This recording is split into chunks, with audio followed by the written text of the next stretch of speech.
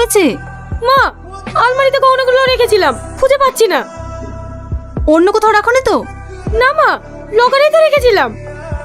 তোমার ছেলে কোথায়? তোমার ছেলে কোথায়? বল, বল গহনাগুলো কোথায় রেখেছিস? বল, বল গহনাগুলো কোথায় রেখেছিস? বল। কি করছো তুমি? তুমি কি পাগল হয়ে গেছো নাকি? এই ছেলেটাকে মেরে ফেলবা? হ্যাঁ, মেরে ফেলবো, ওকে আমি শেষ করে ফেলবো। তোমাকে আর ওর মতো ছেলের সঙ্গে থাকতে হবে না।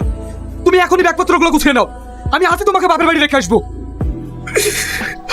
অনেক আশা নিয়ে আপনার মেয়েকে আমার বাড়িতে নিয়ে গিয়েছিলাম, কিন্তু আমার কুলাঙ্গার ছেলে সব শেষ করে দিল।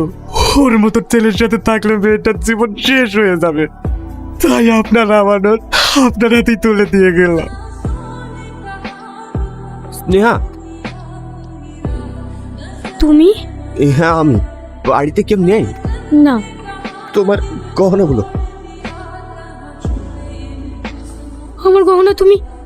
তোমার দিদির আর তোমার গহনাগুলো এক জায়গাতে ছিল, আমি ভুল করে নিয়ে চলে গিয়েছিলাম।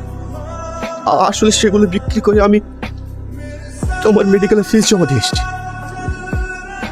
আমার এক্সাম ফিজের কথা তুমি জানলে কি করে? না রে, আমি আর মনে হয় এবার ফাইনাল এক্সামটা দিতে পারবো না। এখনো পর্যন্ত ফিস জমা দিতেই পারিনি, আর দুদিনের মধ্যেই লাস্ট ডেট। এখন আমি এতগুলো টাকা কোথায় পাবো? তুই ভাইকে বলে দেখ না, যদি ও কিছু করতে পারে। না রে, আমি ওদের কাউকে কিছু বলতে পারবো না। ওগুলো তো কোনো কাজের নয়।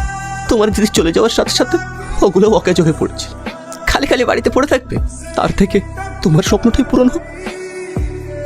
ভালো থেকো। সেই তখন থেকে কেঁদে যাচ্ছিস, কি হয়েছে সেটা তো বল। আমি পাপ করেছি, অনেক বড় পাপ করেছি। কি বলছিস? আমি তো কিছুই বুঝতে পারছি না। রাহুল খারাপ ছেলে না, ওর মতো ছেলে এই পৃথিবীতে আর একটাও নেই। আমি ওকে ভুল বুঝেছিলাম, আমি ওর জীবনটা ভেঙে তছনছ করে দিয়েছি। ওর মতো ছেলের সাথে যদি আমি সংসার করতে না পারি, তাহলে এই পৃথিবীতে কোনো ছেলের সাথে সংসার করতে পারবো না। তোর কাছে এখনো সময় আছে, তুই রাহুলের কাছে গিয়ে ক্ষমা চেয়ে নতুন করে শুরু কর।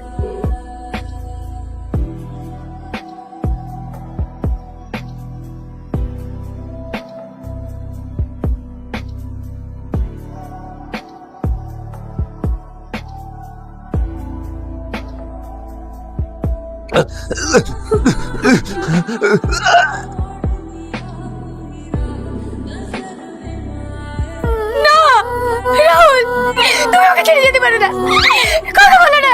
তুমি তো আমাকে ক্ষমা চাওয়ার সুযোগই দিলে না। রাহুল, কথা বলো না।